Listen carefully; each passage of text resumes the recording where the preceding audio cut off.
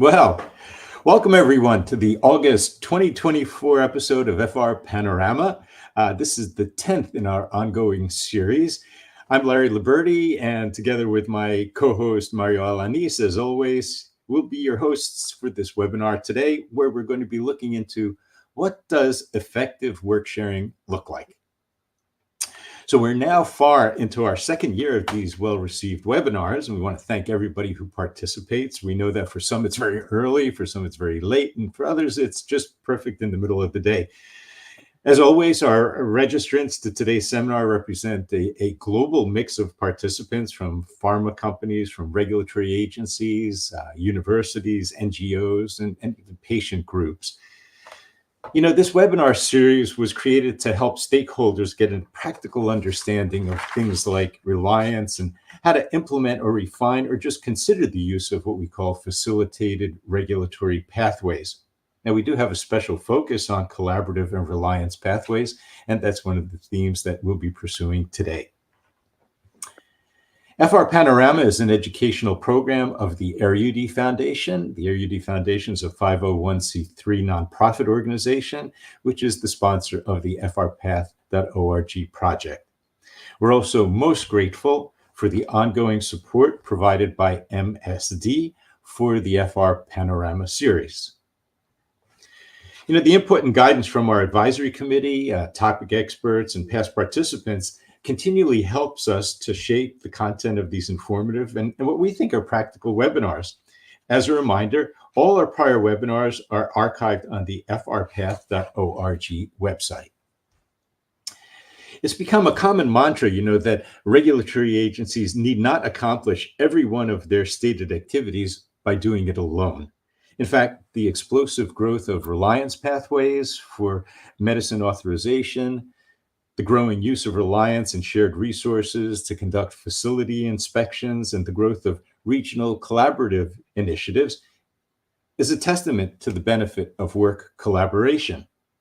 And with so many of these initiatives around, what can we learn from them in terms of best practices and opportunities for further growth? It's in this context that today we embark on the topic of what does effective work sharing look like?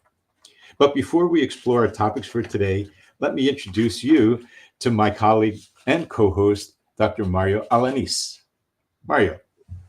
Yes, Larry, thank you very much. Good morning, good afternoon, everyone. Larry, it's so great to participate in these webinars every time we have. And as usual, as you perfectly know, we have a fascinating group of colleagues who are going to share their experience and knowledge on a very, very interesting topic. And indeed, I would like to share that last week took place Pandora meeting in Mexico City. About, 300 people participated. And a very important topic was indeed the high relevance of the collaborative, regional, and sub-regional regulatory approaches as a way to promote reliance, to improve access and availability. So our discussion today, I'm sure, will add and include different points of view to enrich the knowledge on this topic. So Larry, let's get started. Okay, thanks, Mario. As usual, today's session will last 1 hour and 15 minutes. We hope that you'll find it a very good use of your time. And so please feel free to suggest questions in the chat box that you'll see up in your system. We'll do our best to monitor these and to pose questions to our guests during our panel discussion at the end. So now, let's dive into our topic of the day. And as always, I'm excited to introduce our three presenters. Today, each of them will share with you their informed understanding of regulatory collaboration. First, Dr. Tanya Ramsamy from Health Canada will bring us up to date on the ACCESS Consortium. Dr. Klaus Bolt from Swissmedic will consider some unique aspects of what I would call special programs that enhance medicine availability and how Swissmedic has gotten involved with these. And then Martin Allchurch will talk about work sharing and collaboration, especially from his point of view at the EMA. So I'd like to hand it over to Mario to introduce our first speaker. Thank you, Larry. Our first speaker today is Dr. Tanya Ramsamy. Tanya serves as the Executive Director of the Bureau of Gastroenterology, Infection and Viral Diseases in the Health Products and Food Branch of Health Canada. In her capacity, she has been intimately involved in the evolution and implementation of the ACCESS Consortium process. Health Canada has a long-standing involvement with ACCESS, and much has been learned about this collaboration process benefits for all these stakeholders. Please join me in welcoming Tanya, who will share how the evolution of the work sharing process has contributed to regulatory efficiency in Health Canada. Tanya, the floor is yours.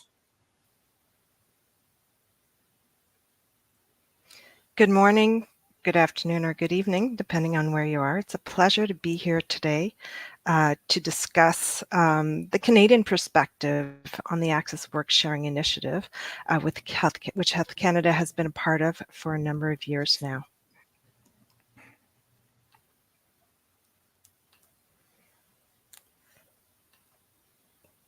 So the ACCESS Consortium, which is or was formerly known as the ACCESS Consortium, is a coalition of medium-sized regulatory authorities that was formed in 2007 by a number of regulators, including Australia, Canada, Swissmedic, as well as Singapore.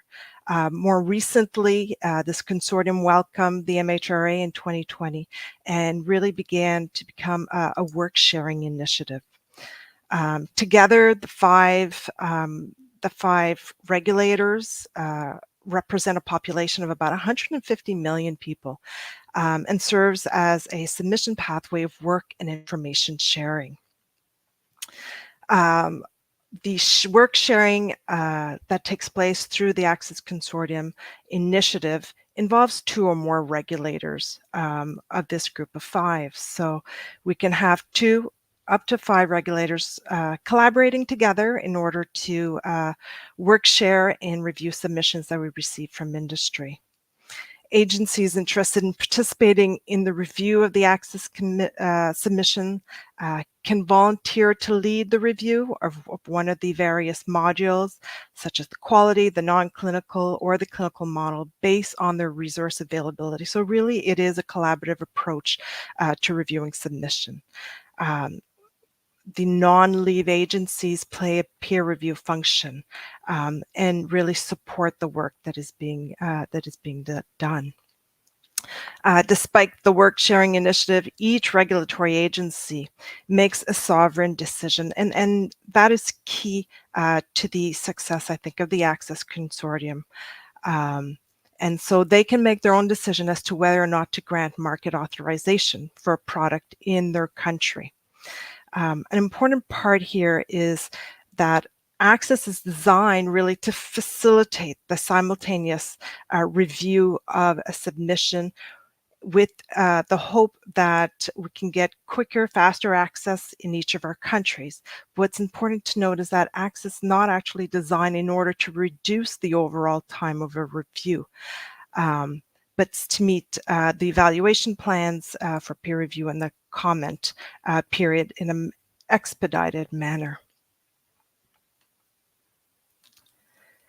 So the ACCESS Consortium has a vision, and this was laid out in the strategic plan.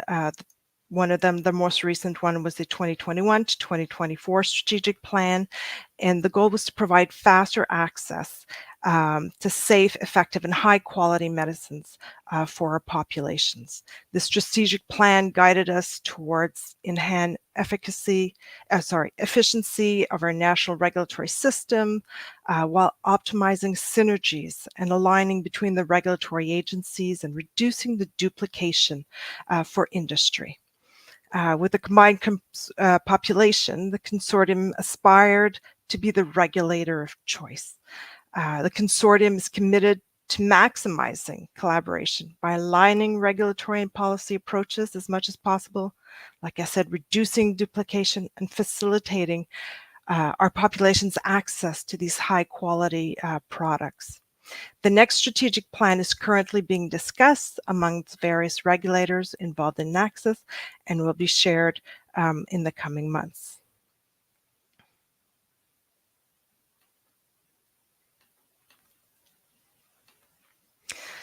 So the already established relations and networks with our partners was very fruitful in the wake of COVID-19 pandemic and quickly leveraged the expertise and provide and receive real-time updates and to bring forth more efficient, collaborative, and unified responses to advance regulatory science, which were needed to support the rapid development of diagnostic tests, vaccines, and treatment. The scope of ACCESS expanded as we see common health trends evolving within our partner communities and our own, and hence additional working groups were either created or merged into new working groups. The consortium continued to find areas to harmonize and work to more of an integrated collaboration. The most recent example is the PROMISE pathway, which is a harmonized priority pathway, which I will mention a little bit later.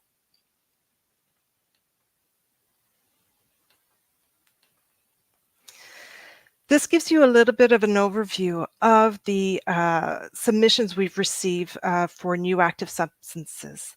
What we see here is today, the New Active Substance Working Group has provided decisions to 37 ACCESS submissions, of which Health Canada has participated in 27. And this includes the first 2 5-way work sharing submission. And again, like I mentioned before, this work sharing can be 2, 3, 4, or 5-way. We've participated in all types, which allowed us to learn about the process, the challenges, and really explore ways in order to improve how we do our work. Currently, as of yesterday, there are 17 submissions that are in active review, and we've received 8 expression of interests that currently in queue. And so what we see is there's a trend, and there are significantly more submissions in active review than there were just a year ago. And we're seeing a greater interest of industry in wanting to engage in more international collaboration through the various pathways, the ACCESS pathways.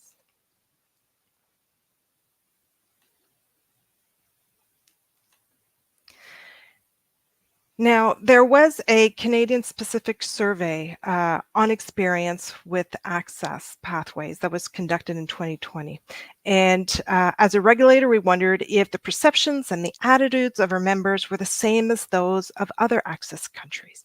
And out of that, a number of trade associations from Canada and the other partners were interested in developing a survey and wanted to run one of their own that included the 5 partners of the ACCESS Consortium. And this survey meant to explore the potential barriers to participation in ACCESS, how to increase participation, experiences with the different phases of ACCESS, the perceived benefits of ACCESS, and if the participants in the participation of certain countries influence a sponsor's willingness to join ACCESS review. Now, it's important when we consider work sharing initiative that we be open to the feedback of other partners that are involved in ACCESS or any type of work sharing situation. So industry's input in how we are succeeding, what the challenges, and really take that information to heart. And so a survey was launched and was recently published and is available for download. And there were some key takeaways from this survey, which I've laid out here. So the general impression was a significant number of the respondents rated their experience with the ACCESS Consortium as good. So that's 30 out of 41, which I think is key to show that we are succeeding. There are a number of benefits that they highlighted, including the fact that they were able to receive almost simultaneous approval from the various regulatory agency. And they felt that the review time was shorter compared to the national timelines. And they received a reduced number of questions. That speaks to the regulators' ability to work together in order to really focus on what the main issues are and discuss and communicate with industry as a team in a collaborative approach.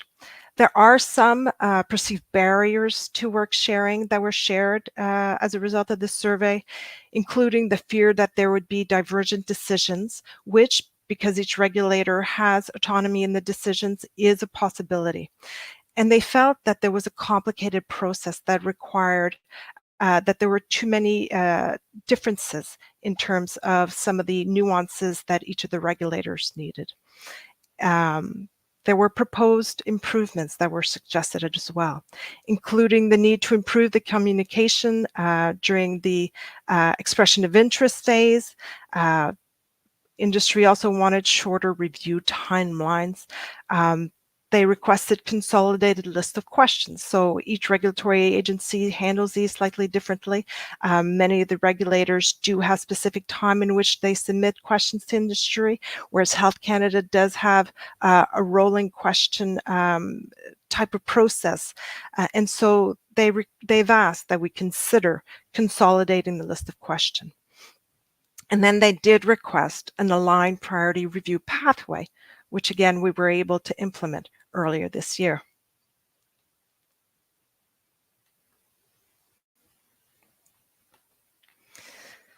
So in terms of advantages, one of the key advantages is, or one of the key questions we want to know is, does the ACCESS and the work sharing initiative allow Canadians to receive access to pharmaceutical products earlier?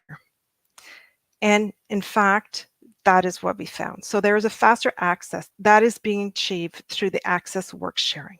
Now, while the review time is somewhat shorter, so approximately 338 days versus 343 days if it's not an ACCESS submission, the larger gain was seen on a submission gap. Now, submission gap is calculated by the time from the date of which a submission is first at a first regulatory agency out of the EMA, FDA, PMDA, Health Canada, Swissmedic, and TGA to the date of regulatory submission to a regulatory agency. Now, for Health Canada, the ACCESS submissions were received 224 days sooner. So this results in a reduction in the overall decision time, which is the gap plus the review time, of 169 days, which is a clear marker of success for ACCESS work sharing initiative.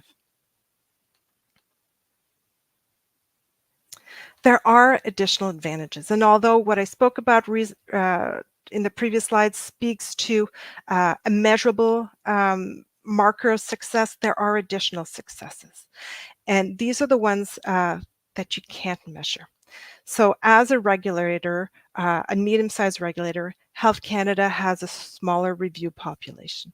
And one of the benefits is being able to work with other like-minded regulators in other jurisdictions, other scientists who understand the science, can have educated conversation, discuss the challenges and the issues.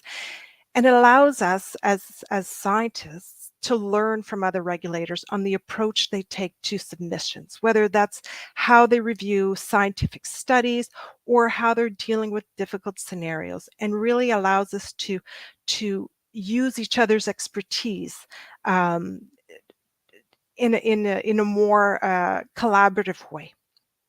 The ability to do a work share also allows us to take advantage of having additional resources. So by sharing a review, we review one section, one module of a submission, which frees up some resources, which allows us to focus on other types of submissions outside of ACCESS. So really, the work sharing initiative is a resource sparing initiative. So it allows us to be more efficient so that we can meet our regulatory deadlines. Another advantage is it allows for better communication with regulators. It allows us to have those conversations, and even outside of the access, we developed contacts. We develop a new network of resources we can turn to when we need some insight or some input or some additional expertise we may not have. And so those are just some of the advantages that we see that are just not measurable, but definitely an added incentive to a work sharing initiative. So this slide speaks a little bit to the newest process. So the ACCESS Priority Review, which is known as the Promise Pathway. I mentioned earlier that the consortium continues to find areas of harmony and work together to be more efficient and to collaborate in a better way. The most recent example of this is this pathway. The Promise is a pilot pathway, which is a priority review mechanism for users of the new active substance initiative. It's a streamlined procedure so that it uses a single priority review request package that's evaluated simultaneously by the access agencies. There are important considerations. So one of the first things that has to be done is to determine the eligibility for this pathway. So does a manufacturer's product meet the requirements? And there are two key requirements that have to be met. The product has to be to diagnose, treat, or prevent a condition that it's serious, life-threatening, or severely debilitating, and for which no other treatment is currently registered and marketed in the jurisdiction. If it meets that criteria, then it can be considered for this priority pathway. The request that we receive is a joint, that we receive once a manufacturer identifies they're interested in being considered for this priority review pathway, is a single package that they can submit to each of the regulatory agency. One agency will take the lead, and the other regulators will conduct a peer review. Now, the target deadlines for these are very tight, given it is a priority review, so it's a 30-day target, which is also why we encourage a pre-submission meeting for these, or a teleconference, so that we can have a conversation about the submission, given that the timelines are going to be extremely tight.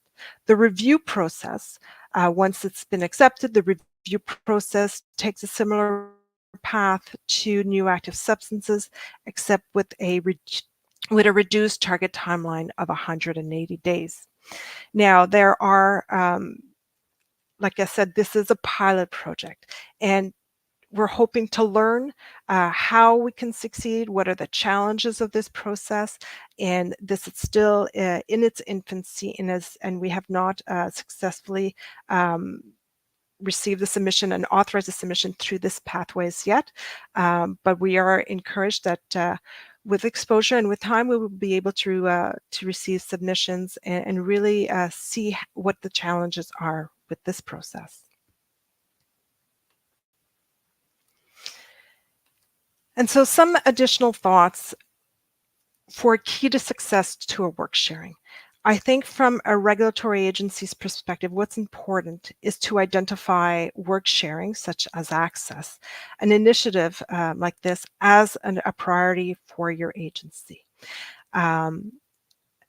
The importance of this is that it's important that you have dedicated resources in order to establish this process and maintain the process. There are a lot of challenges that you have to work through, a lot of hiccups, and having dedicated resources that will allow you to work through some of these issues, find solutions, discuss with the other regulators is key in order for the process to be successful. Another key element is to have a clear understanding of the regulations and the policies in your country, and to see how these work with access or any type of work sharing initiative. Do your regulations allow? Given that regulations in Canada, and I'm sure everywhere else, take a long time to change, this is important to consider. And if regulatory changes need to be made or new policies put in place in order to facilitate a work sharing initiative. Another key piece is very operational, but it's very important to have clear operational procedures and internal processes to really document what needs to be done, how you're going to do it, how you're going to deal with situations when things are working, but also when things are not working well. What are the steps? How are you going to communicate with other regulators? Having IT tools, the proper IT tools to support a work sharing initiative. And one of the success stories out of ACCESS is that we do have a team working on an IT collaboration tool, which we hope will come to fruition very shortly, which will further facilitate our ability to successfully collaborate on submissions. Another key point is transparency and communication. With your own agency, with other regulators, with industry. And when I say your industry, work sharing initiatives such as ACCESS require the buy-in of your teams, your managers, your reviewers, all the scientists in your organization. So it's important you keep that conversation and you have that conversation to discuss about the importance and the benefits that this could bring to your populations. So in our case, the importance of how this process could allow faster access to needed pharmaceutical products in Canada. With other regulators. And so one of the advantages is building those networks and continuously having those open lines of communication. And of course, industry. It's important that we be able to share with the processes, our thought process, how we're dealing with situations, and always keep them in the loop. And I think that is an important key to success.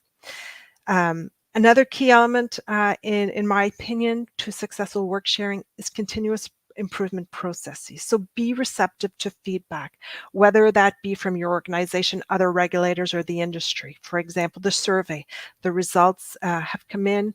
As a group, we're going to look at those and see how we can address some of those concerns that were raised in the survey. And then keep asking the question, what else can we do? How else can we improve this process? Where do we need to go? Try to build a vision of where we're going to go. And last but not least is continuous collaboration and patience. Work sharing initiatives have taken a long time to get us to this point. There will be challenges. It's important to have patience with each other, with the regulators, with industry, with everybody, but continuously work and collaborate on it and look to improve the process. So those are just some of the key elements that I felt were key to success. And I wanted to thank you for giving me this opportunity to share the Health Canada perspective. Wow. Thank you, Tanya. Thanks very much for that illuminating update. Very, very interesting, especially with regard to some of the novel insights that you provided about how ACCESS is evolving and how you're getting feedback. In fact, we did have a question with regard to IT and whether or not we could establish where there could be the establishment of a common platform to facilitate information sharing and regulatory authorizations. And so I was wondering, you've touched on that, and do things like Cumulus and others play a role in this, or will this be a bespoke program for the ACCESS group? So you cut out a little bit, but I'll just say that there is a working group currently right now that is working on an IT platform that will allow all the regulators to work more efficiently together. That is being led by another team within our organization, and they're working out all the challenges with the platform right now, with the hopes that we'll be able to launch and be able to use it in order to support further work sharing initiatives. Great. We have other questions, but we'll wait until the panel discussion to kick them around. Well, thank you very much. When I think about agencies that have helped lead the way with regard to work sharing and collaboration. No doubt Swissmedic stands out as a driver in this whole arena. From their participation in the ACCESS Consortium and Project Orbis, and even their own what's called the Marketing Authorization for Global Health Products, MAGHP pathway. The agency has stood ready to contribute in many, many ways to the global availability of medicines. And here today to tell us more about the Swissmedic collaborative experience is our colleague, Dr. Klaus Bolt, the Chief Medical Officer at Swissmedic. Klaus, over to you. Thank you very much, Larry. Indeed, it's great to be here. Thank you very much for your kind words as well. So I hope you can all hear and see me. I can't see you. More Perfect. importantly, you can see my slides, which I would like to show in order to illustrate and highlight some important points Tanya already explained to a great extent. I have 3 different pathways on offer, if you like. One, I will dive more deeply into ACCESS, trying to tease out what could be perhaps, or hopefully also, a template, a blueprint for some of you.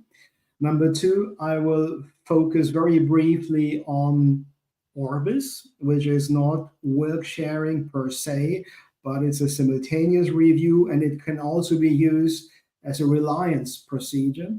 And number 3, Larry mentioned it already, the MAGHP. It's a little bit of a tongue breaker. The acronym stands for Marketing Authorization for Global Health Products, supported by the Gates Foundation and coordinated by the WHO.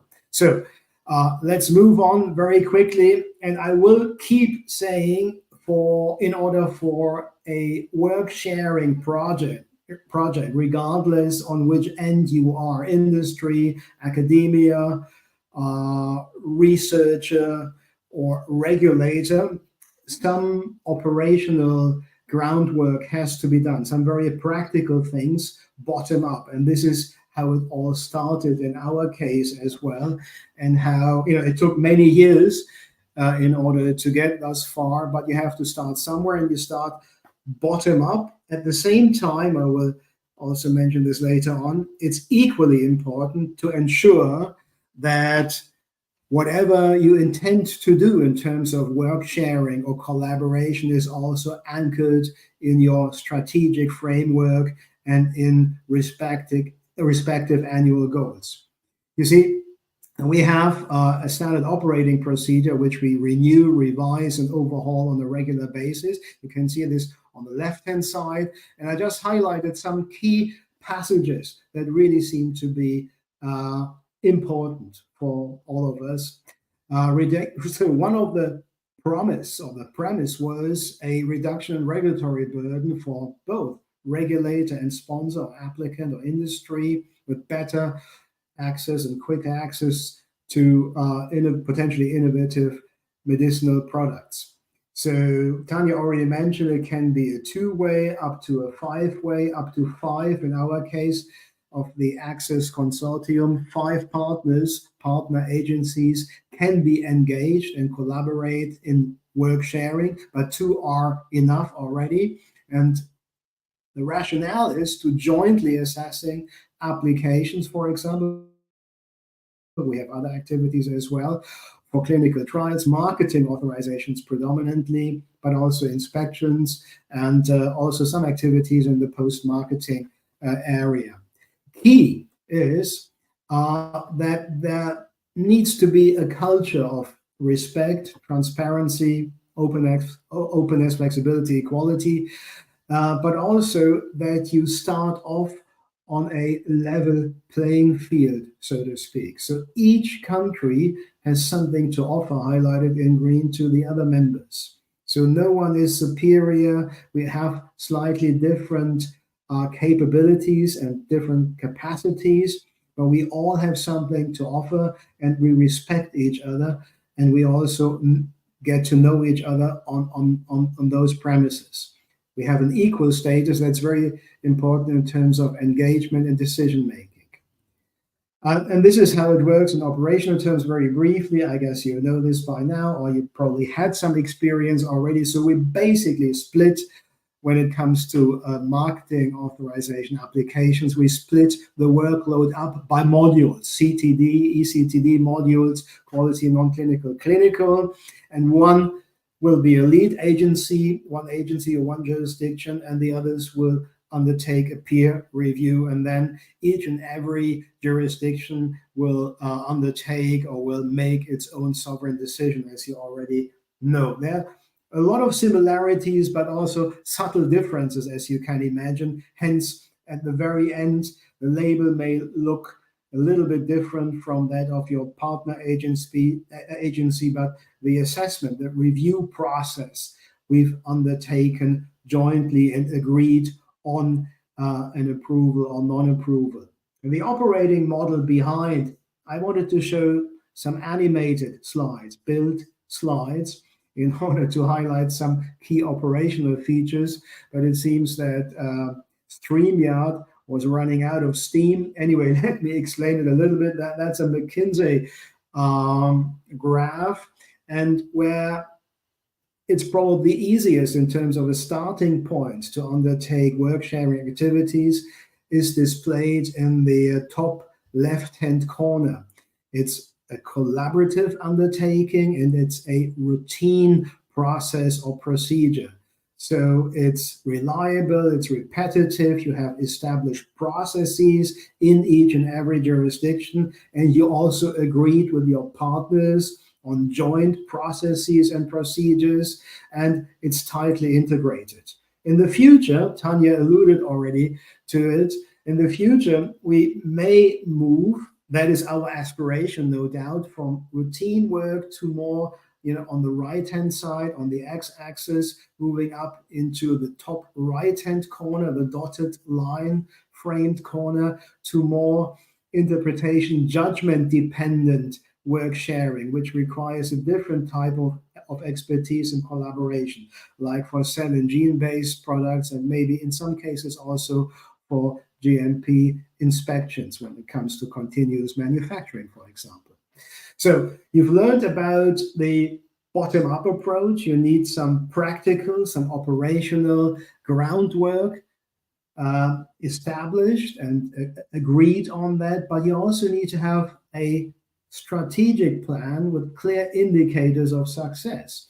And I displayed some, I'm showing some bullets on the right-hand side. So indicators of success would in our case mean the increase, the uptake of applications, marketing authorization applications for new active substances or new indications, new products made available via ACCESS, and so on and so forth. I don't want to read it out. You can see it, and you can probably get the slides in PDF format later on as well. And when you're pondering, right, when you try to make an assessment, when you're still not sure if or how to engage and with whom to engage in a work sharing or collaborative agreement, you may think about it like a balance sheet. So you have to invest resources, work, and a lot of time, but you also get something back. And how the balance sheet may look like in your case, that is up to each and every one of you, and we can discuss this hopefully later. Clearly, there is increased efficiency, but it takes time. If you look at barriers on the right-hand side to building trust, let's not forget, in our case, for ACCESS, we have 5 agencies on many different time zones, depending on the season, 10 or 12 time zones apart, from Ottawa in Canada to Canberra in Australia with our TGA colleagues, for example. But also sharing of resources, expanding expertise, that is fantastic. We all have different capabilities and capacities, as I mentioned, but it requires a lot more coordination. It helps all of us, I think I can say that, to assume this first wave, or to strengthen a first wave agency positioning, because we have a much larger population base with 150, 160 million people, as Tanya mentioned already. And obviously market size matters a lot. consolidating procedures have to be established and agreed upon, which takes work again. Faster assessment time, shorter submission gap, but also the peer review of something that another agency has reviewed relates to trust, and that you don't have to repeat the same work that other trusted colleagues have done. What you see here is the CIRS benchmarking, the independent benchmarking R&D report of last year's. You look at the 6 leading agencies, EMA, FDA, PMDA, Canada, ourselves, and TGA, and the submission gap.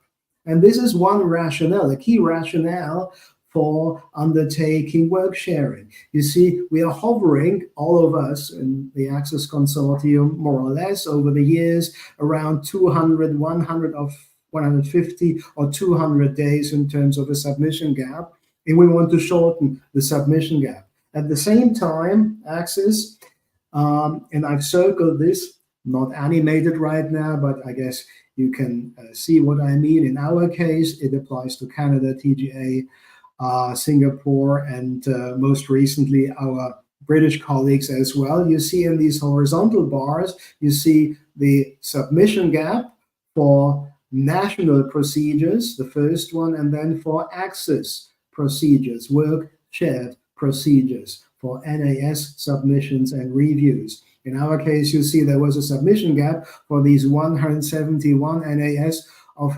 308 days, which came down to 63 days as we were undertaking a work shared or a joint review, if you like. Also, at the same time, the review time is significantly shortened.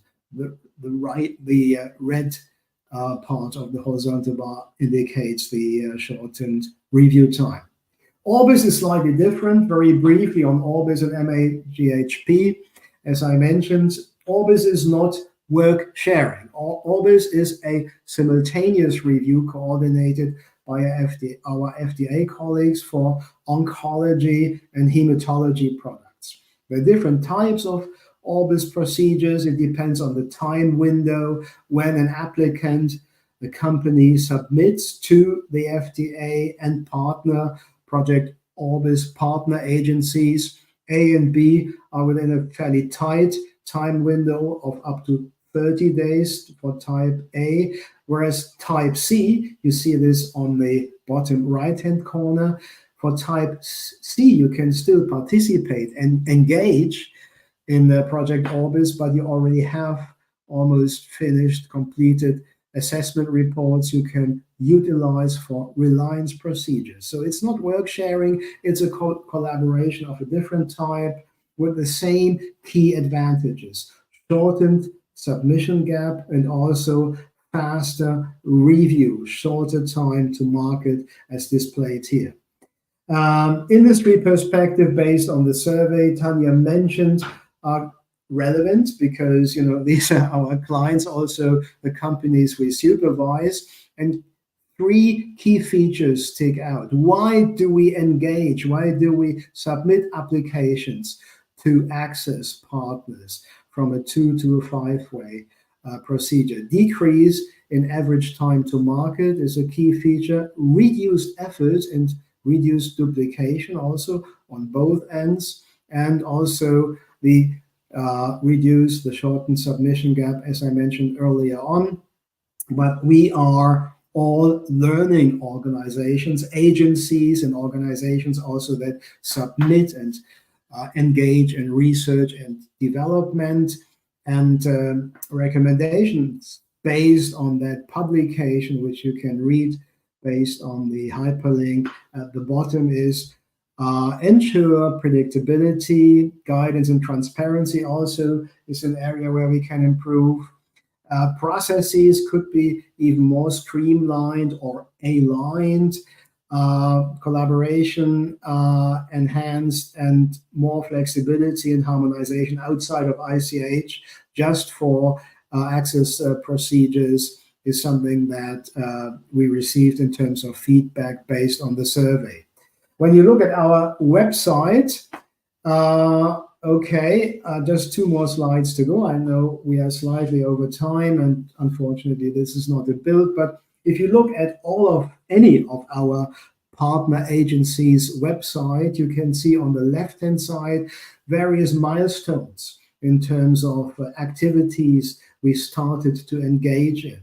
If it's that we did welcome the MHRA, our UK colleagues, about 2.5 years ago to ACCESS, if it's activities around COVID-19, the pandemic, and the interpretation of necessary adjustments for certain circulating strains based on immunobridging, a lot of activities or inspections as well. And on the right-hand side, perhaps more interestingly, are various medicinal products, marketing authorization approvals from any 2 to a 5-way application that we jointly reviewed, basically showing some branded products that we engaged in our work sharing activities and completed. Final words on this tongue breaker, MAGHP, all right, Marketing Authorization of Global Health Products. This basically follows our standard national procedure, which is very similar to what our European neighbors have for new active substances, when you have 2 review cycles and a list of questions in between. Typically, or mostly, we have 2 review cycles. And there are given time windows for undertaking each and every step on both ends, for us as a regulator and also for industry. And industry is suggesting a number of countries, low and middle income countries, coordinated by WHO. We are focusing on sub-Saharan Africa predominantly, not exclusively. Up to 10 countries can participate in a standard review procedure, which implies a lot of exchange going back and forth as we review data in a modular structure in order to ensure an approval or a license, a registration, whatever the name is, in participating national regulatory agency. So this is really for a special purpose in order to increase access of much needed medicines for low and middle income countries, where we basically guide a process and facilitate a joint review as much as we did in our joint assessment activities with the East African community. Final slide, just some takeaways, something to think about as we are getting ready for a discussion or a Q&A session. So what I'm trying to show here is in the middle, you can, on the horizontal arrow displays a timeline, if you like. And the vertical one, the y-axis, so to speak, also the complexity, if you like, if you remember the McKinsey collaboration quadrant I presented earlier. So a collaborative effort is easier, work sharing is quicker if you have established guidance documents, ICH guidance documents, as well as product guidance documents, and well-established pathways, and also a technology that is well known.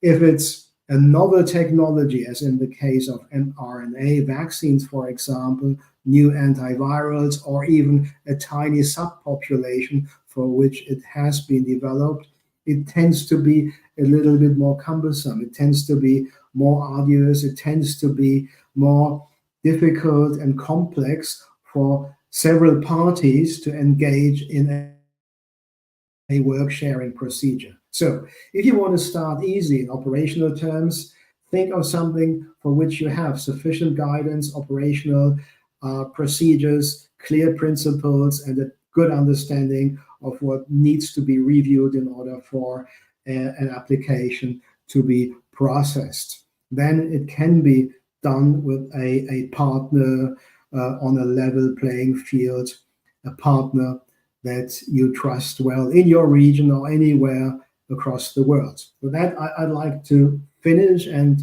hand it back over to Larry and Mario. Very much, Klaus. Your presentation has been very good in understanding Swissmedic role and different approaches you have taken for collaborative efforts. Larry, I'm sure all the guests are enjoying and valuing very much the very practical nature of the presentations and recommendations, which can then be utilized in other groups of countries. I am finding them fascinating. But now we want to go ahead, and it is my pleasure to introduce our final guest. It's our friend, Martin Harvey. Martin is the head of International Affairs at EMA, the European Medicines Agency, and as such, he's been actively involved in developing and promoting new and optimized ways for agencies to collaborate. We have invited Martin today because EMA has worked very hard to create, follow, and refine various collaborative procedures. It is because of this experience and all importance of EMA and that we have invited Martin to join us to share his thoughts on EMA's experience and collaborative approaches. Welcome again, Martin. Thank you, Mario. And I was actually just thinking it was probably about 8 years since we met first in Mexico. Yes. So what Larry and Mario have asked me to do is to talk about some work sharing and collaborative initiatives at the level of the European Medicines Agency in the European Union. I've selected 3, and there could be a lot more. First of all is the open pathway. Then we have the EU Medicines for All pathway, very similar to what Klaus just presented for their marketing authorization for global health products.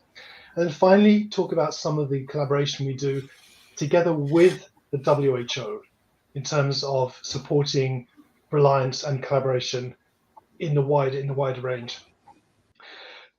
There are some others that I'll touch on at the end, particularly some of the reliance pilots that we're currently running with pharmaceutical industry. And if I forget to mention them, please somebody put a comment in the chat to remind me about that.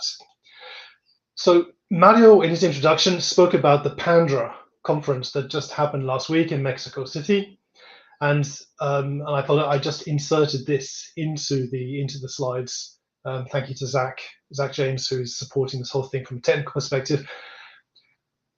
And I thought it was worthwhile just giving a grounding about the EU system. So facing inwards to the European Union. The EU network is a reliance and work sharing system in practice. And I wanted to emphasize there are probably 5 major ingredients, and these are the same slide that I presented at Mexico last week. The need for common legislation. We have common legislation, and this echoes very much some things that Tanya and Klaus were talking about earlier on. Common legislation means we have a common baseline, common starting point. Common format, Klaus spoke about ECTD. We also use and very much support all applications coming in on the common CTD format. We have the same procedures and timetables, assessment templates and processes within the entire European system. And I hope you're picking up commonalities from what Tanya in particular said in her presentation. We have the same scientific guidelines and standards against which all work in the European Union is done. And we have the same inspection baseline as well. So our inspectors operate on common checklists, common standards, common methodologies. So all of these and many more make sure that we have a common and single set of baselines and standards that allow us to have work sharing and reliance in the EU network. But I realized that what we do in the EU isn't necessarily what Larry and Mario are trying to engage with you through the FR Path seminars. But I just thought to show you an example of what we use within the EU system.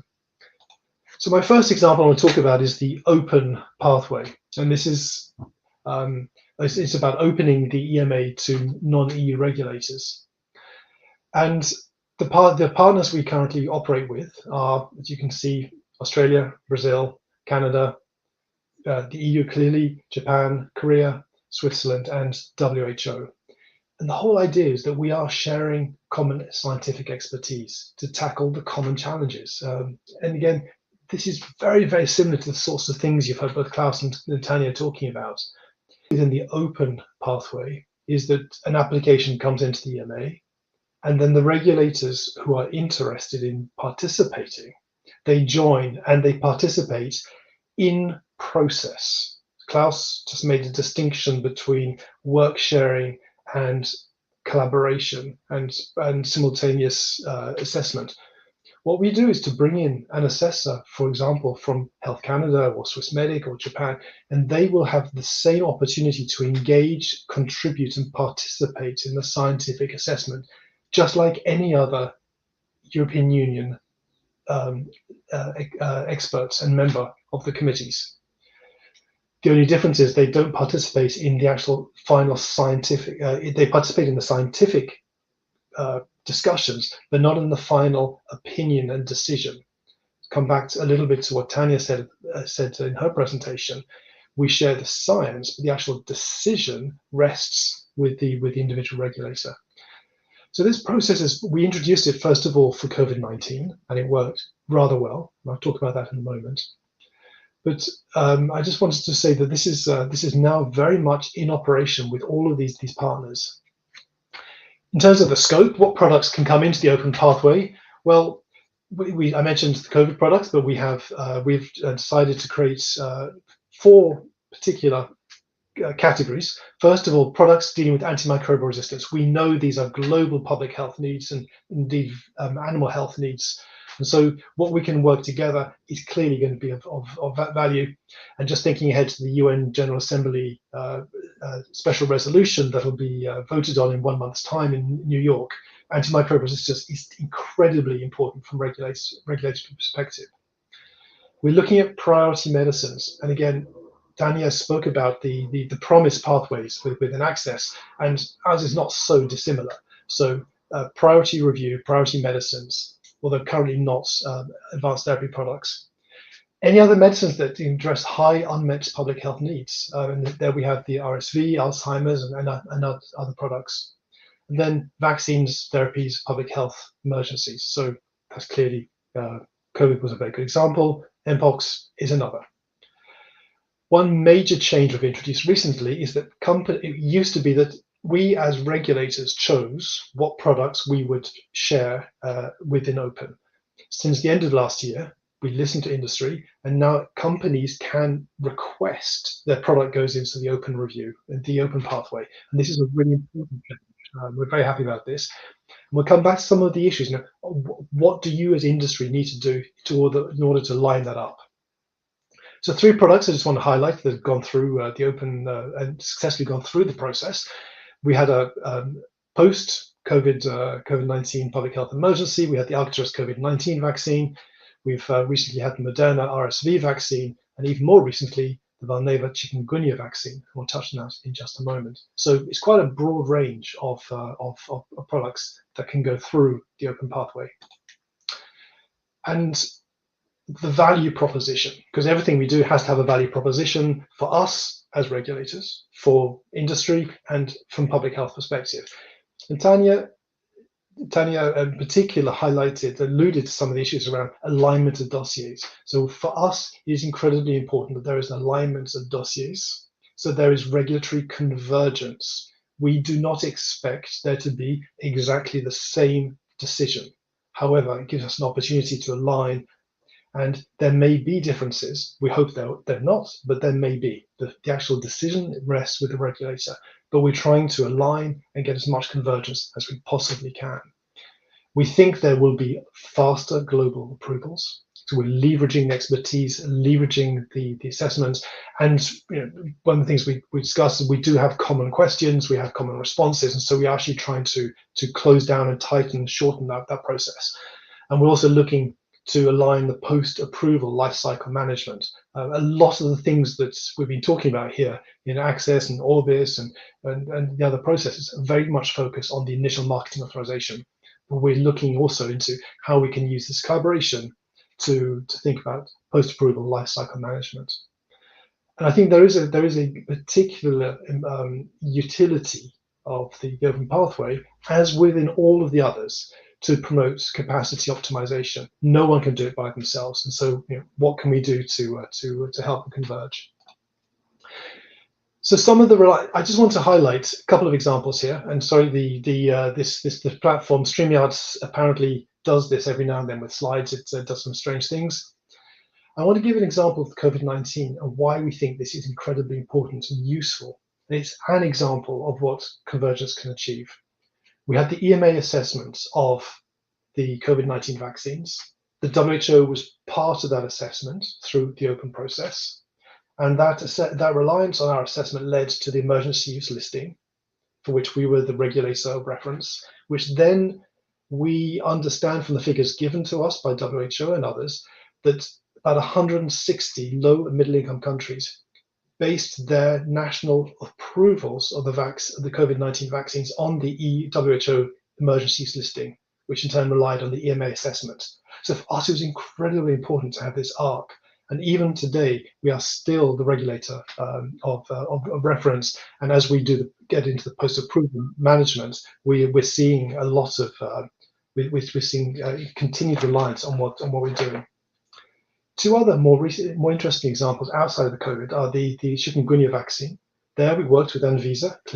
Anvisa in Brazil have a huge incidence of chikungunya, so we're working with them. How can we support their national approval of the chikungunya vaccine? Similarly with WHO, as they look at their programmatic suitability and eventually any other pre-qualification or other decisions on the WHO side. And looking at mpox, which is very much in the news at the moment, we are looking, we are supporting WHO as they go with their assessments and decisions on the mpox vaccine. So a lot of what we're trying to do in the Reliance is very focused on global health. The EU Medicines for All pathway used to be called Article 58, and it's quite similar to that of the Swissmedic's marketing authorization for global health products. One big difference, though, is that the product does not need to be assessed, marketed or approved in the European Union. So in that regard, it's a little bit different. And I just, given looking at the time, I've got a stopwatch going on here. We work together with WHO together in the assessment for these products. I've given some figures there. We have currently 17 products with the EUM for All assessment, scientific opinion, and those have been used in 94 countries to deliver 229 marketing authorizations. For us, this is an incredibly important impact of the EUM for All pathway. And again, it can be any. I won't go through the whole details, and we can share those separately, but they are they're targeted products for use outside the European Union. Most products have been targeted for use in sub-Saharan Africa, but we do see, and you can see on the map, products elsewhere across the globe. So that, for us, that has particular important impact. And the last example I'm going to give is the collaborative registration procedure, WHO. This is perhaps less well used, and is a great opportunity for industry as they're trying to look at getting products approved around the globe. This is based on a product being approved, for example, in the European Union, but it can be in any other WLA jurisdiction. And what we then do is we support the WHO work as intermediary with regulators in the target regions, and primarily these have been focused in sub-Saharan Africa. And you can see there's 23 countries in sub-Saharan Africa and Southeast Asia as well. But these are products that are approved and used and licensed in the European Union that WHO or industry indeed would like to have approved elsewhere in the world. So and there are many other pathways and mechanisms, and these are just a couple of examples. I want to dispel one myth around reliance, and this sort of does come out every now and then, that reliance is only for low and middle income countries. This is absolutely not the case. You've heard Tanya and Klaus talking about reliance, collaboration, work sharing within ACCESS, very much high income countries working together. And I just want to say that it's not just low and middle income countries. Within, and it's perhaps a little bit clumsy the way I've categorized it, for which I apologize. But within high income countries, there are mutual recognition agreements around inspections. We have confidentiality arrangements with many regulators around the world. We have the open pathway. For the low middle income countries, we have pathways around getting products approved in primarily sub-Saharan Africa, but Asia, Latin America, exactly. So we have a lot of capacity building work as well with LMICs. Reliance and collaborative pilots. Tanya didn't mention it, but Health Canada were the real trailblazers in the post-approval change reliance pilots. But we currently have about 5, or perhaps even slightly more pilots currently running with industry, where there is an approved post-approval change in the EU, and then looking to leverage that in a short period of time elsewhere around the world. And with one particularly successful one just closed, and about 83% of all the countries who were involved managed to approve the post-approval change in less than 6 months. And that is incredibly important in terms of supply chain management, availability of product. It saves all sorts of costs and time for industry, but has an important impact and benefits for regulators and for patients. So I'm going to end up with a couple of little points here. First, and some of these have already been picked up by Tanya and Klaus. So, and I make no apologies for repeating them because they are incredibly important. So be clear from a regulator perspective. Is your legislation and policy clear about reliance? Can you do it? Are you allowed to do it? When can you do it? With whom can you do it? And how and why? Klaus talked about trust earlier on, and I think reliance is very much about trust. Reliance, collaboration, work sharing. It is all about trust. And there was a question in the comments in the chat about trust. One thing we mustn't forget as regulators is the impact of reliance on staff. Daniel spoke about the procedures, but medicines regulators, we are not just a collection of procedures and processes, we're a collection of people. And I think we need to understand how does reliance and collaboration impact on people's esteem, their work, and how they're going to approach their business. So trust is really important. Communications, we spoke about that. Take your stakeholders along with you. Be transparent, communicate, make sure it's a positive move as you go into reliance and collaboration. There's a myth that needs to be stamped out, and that is that this idea that reliance is about outsourcing your decision, relying on other people. It's not. I think we need to turn it around. Reliance is not about outsourcing a decision. It's about insourcing expertise. And this is a narrative we need to promote and continually emphasize as we talk about reliance and promotion. Because international collaboration, it's not a choice anymore. It's absolutely a necessity. You have Health Canada, you have Swissmedic, you have the EMA, you have FDA in all this. We have every regulator around the world is moving towards reliance and collaboration. And no agency, no matter how well resourced, can do it by themselves. We need to rely. And so my tagline is that reliance and collaboration are very much 21st century ways of doing our regulatory business. And so for regulators, make sure you get that message through. And the industry, are you ready for this? Are you stepping up and investing in reliance as part of your regulatory submission? And I'm sure that'll get some questions going afterwards. Larry, Mario, thank you. And thank you very much for your attention. It's brilliant. Thank you very much, Martin. You know, I'm really amazed at the rapid trajectory that work sharing and other collaborative approaches have taken over the past several years. And, you know, today we haven't even begun to touch on initiatives in other regions like Africa and LATAM and Asia. There's so much more that we can be talking about some of the good work that's being done there. But in fact, if you're interested in this topic, stay in touch, because in December, our episode in December, we're going to be looking at how reference agencies are working together to evolve and to meet the needs of these diverse regulatory approaches. So keep that in mind for December.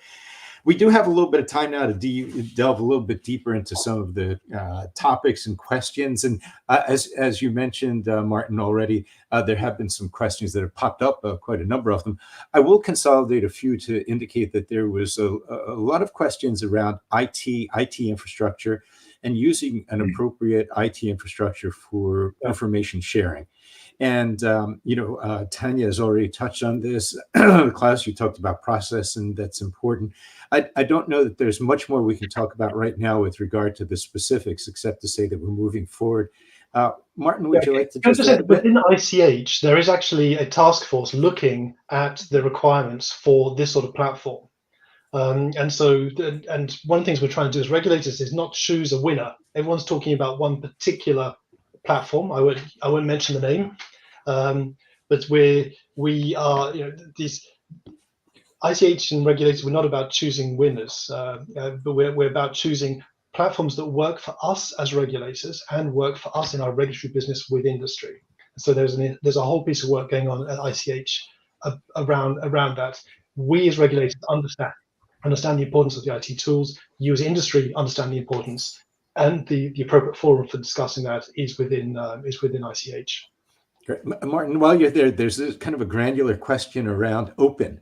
And if a prime product is eligible for open, and does open pathway offer any special support for small and medium enterprises? Is there special interaction available there? Prime products, I don't know, just open pathway. So all prime products are automatically eligible for support for SMEs.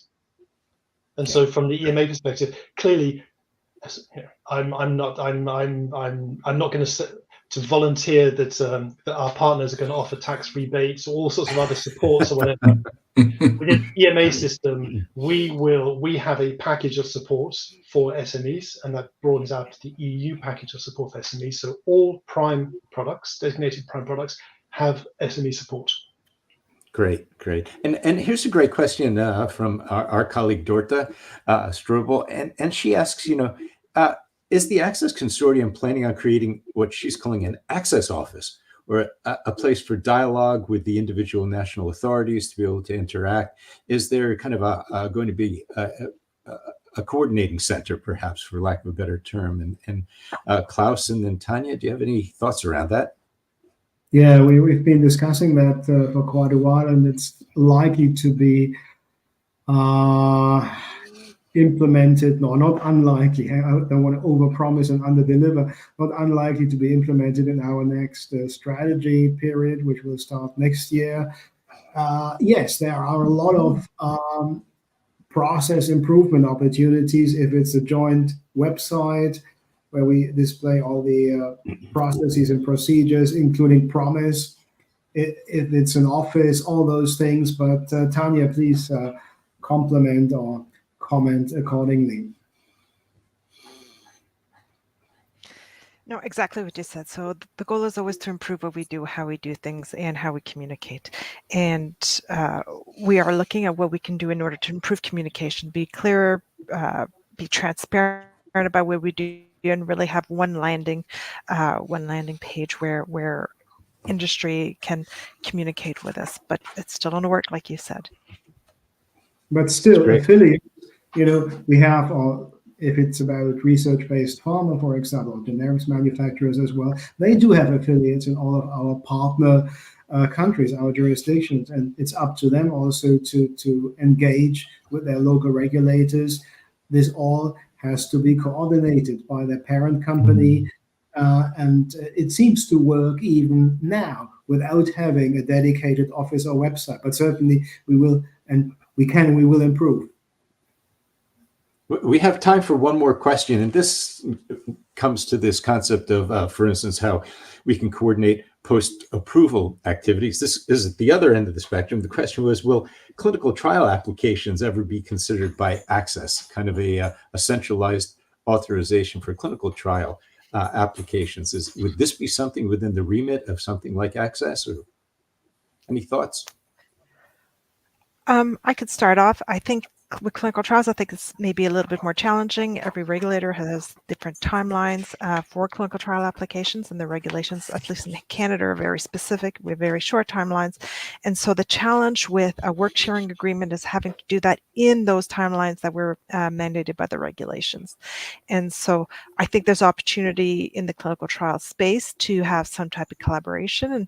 And my understanding is that, we're looking at what that could look like, but to actually proceed with a full-blown work sharing initiative for clinical trial application, I think would be challenging.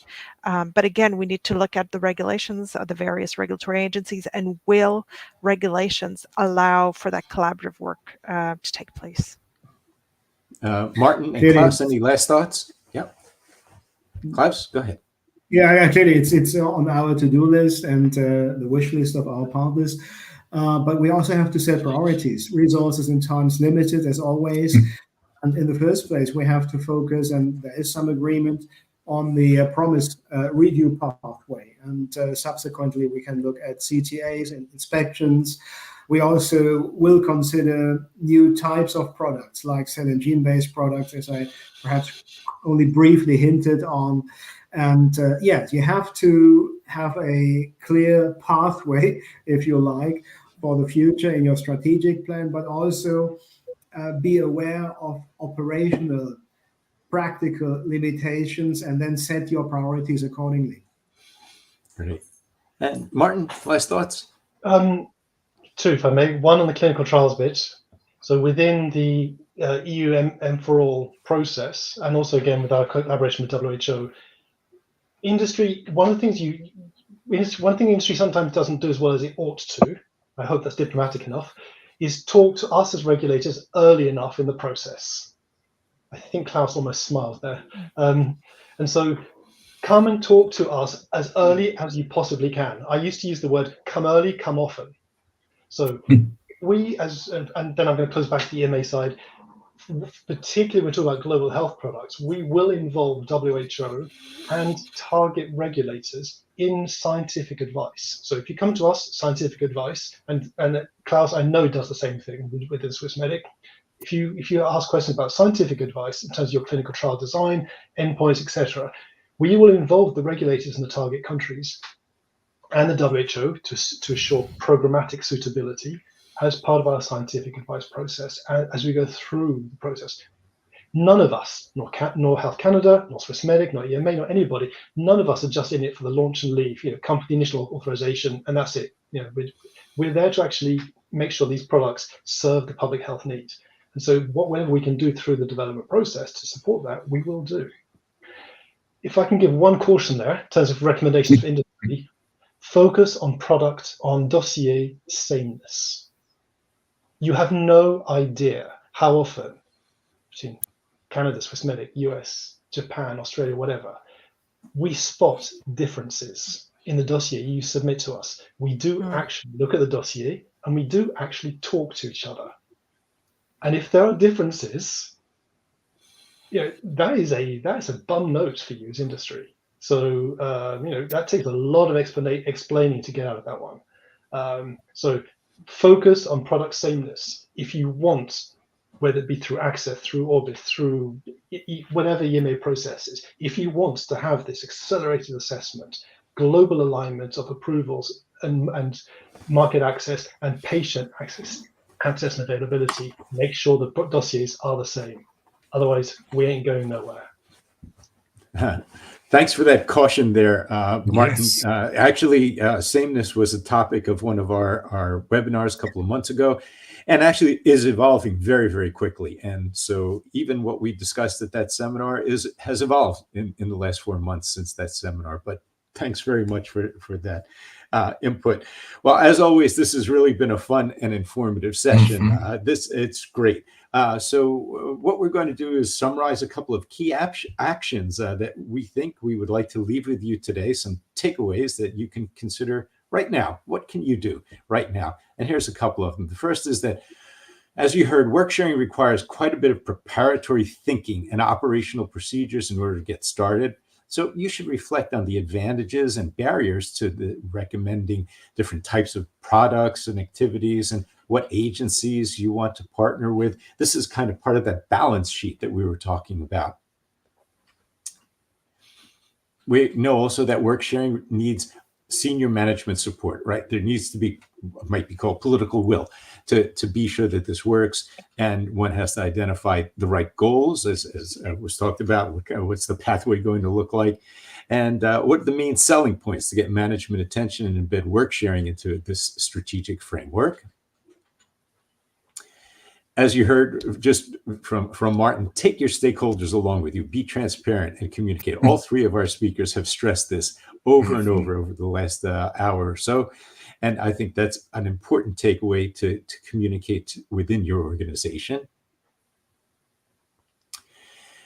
We know that this isn't something that happens in a point of time, that we're evolving work sharing. These kind of collaborative initiatives require continuous improvement, and having a system to understand feedback and to improve the process is really important. And finally, keep asking, what else? What else can we do? We've already talked about this, right? We've talked about, can we use it for post-authorization? Can we use it for clinical trial applications? What else can we do? And how can we improve this process? Well, thank you very much. The goal of these seminars is to leave you each with ideas that we think can be used individually or within your organization. And we hope that you can consider implementing one or more of these recommendations. So just to finish up, remember that a recording of this session will be archived shortly on the FR Path website. And we're sure that you'll use the suggestions that have come from our presenters in a practical way. As a reminder, our next webinar will be on Tuesday, October 29th. There will be registration on the FR Path website, and we'll be conducting a roundup of highlights of the 2024 ICTRA. ICTRA is the International Conference of Drug Regulatory Authorities, the ICTRA meeting, which will be held in New Delhi just before our webinar. So it'll be hot off the press, and we'll have commentators giving their ideas about what has come out of ICTRA. The free registration will be available, as I mentioned, on the website.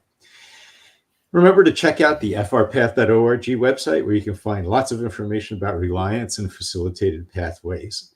And once more, Mario and I would like to extend a very, very special thank you to our guests, to Tanya, to Klaus, and to Martin, for all of the contributions they've made today. So Mario and I thank you for your interest and participation. All our best until we meet again.